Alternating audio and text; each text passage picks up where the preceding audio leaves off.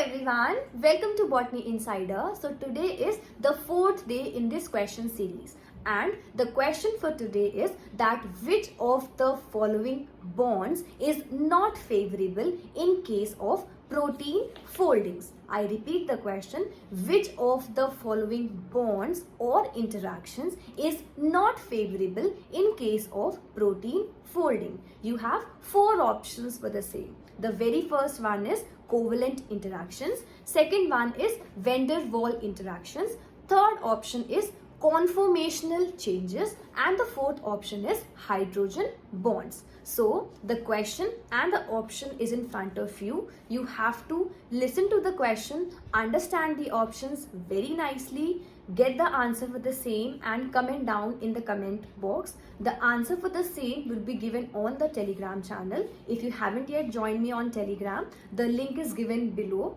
Join there, get the answer and get all the other updates on Telegram as well. So this was about this particular question, and also do not forget that proteins topic from unit number 1 is very important.